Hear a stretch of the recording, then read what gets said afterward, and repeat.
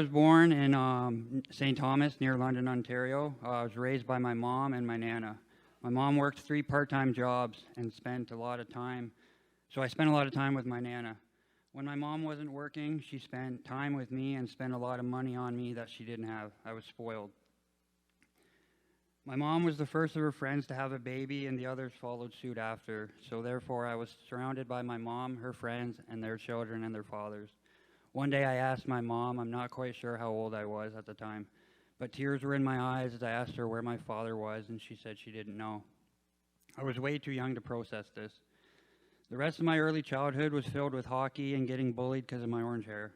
High school was tough till I started smoking weed, and I felt like I fit in, and weed suppressed my fear of inadequacy. I did good in school, work-wise, but my attitude was very poor. Teachers didn't like I was stoned, but because I did all the work, I thought I was entitled to be rude and get stoned every day. Not too long after, I got an injury, and I was prescribed Oxycontin. Now I'm expelled from high school because of my drug use and attitude problems. When the principal expelled me, my mom said, there's no way I'm going to be stuck with you every day. So she made me go to a treatment center, and it was a co-ed treatment center for teenagers, which was absolute chaos. I was holding a job for a while as my addiction got worse. My fear of inadequacy and abandonment kept resurfacing.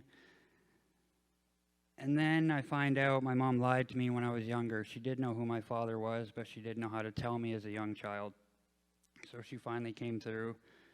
So more and more drugs to push down those feelings that I was still not able to process. Eventually, there was not enough drugs. I get charged for fraud for literally emptying my grandma's savings account. I decided to get on methadone. A year later, my mom and Nana were both diagnosed with terminal cancer within a month's time. So my mom moved in with my Nana, and I moved in to help take care of them. And me and my uncle and aunt would take turns giving each other a break. About 3 months after watching them slowly deteriorate, my mom gets rushed to the hospital. I decide that I need to have a shower before I go to the hospital, so she goes in the ambulance by herself. I get out of the shower, and I get a phone call that my mom has passed away in the hospital. Instantly, I'm riddled with guilt. I should have went with her. Now, me and my uncle must go tell my Nana that her daughter has passed away. My Nana wasn't far behind my mom. To watch a loved one slowly die, followed by the next, is hard, and guilt made it 100 times worse. The next day, I decided no more methadone, it's time to get high. Fentanyl and meth were my new master. Couldn't afford the drugs I wanted to do, so I resorted to crime. I learned to take what I wanted. From assault with a weapon, armed robbery, break-and-enters, grand theft auto, and 100 thefts, fraud, and uttering forged documents. I was a criminal good at getting caught. I always justified my crimes by they have insurance, stores, whatever. Then one day I meet 2 people who want to help me, but all I wanted was food and a place to sleep, and they obliged. They told me 1,000 times they love me, if I'm doing good, bad, or even if I die. I never believed them, but they never gave up. Sitting in jail one day, I racked up about 56 charges because they kept letting me out because they didn't want to put people in jail because COVID. My lawyer told me I'm looking at roughly 2 years. I was okay with that, but I made the decision one day to want to get help. My lawyer said there's no way in heck that a judge is gonna let you out to go to rehab. I said that was fine. So I found a rehab. I applied. It was I first applied to Harvest House, but I got denied for whatever reason. I didn't know rehabs denied people, but whatever. So then Jericho Road was the next one I applied to. And a funny story about that, up to this point, I didn't believe in God, and I believed in coincidences. Now, when I was growing up, my mom used to collect these little wooden angel things. I think they're called like willow tree.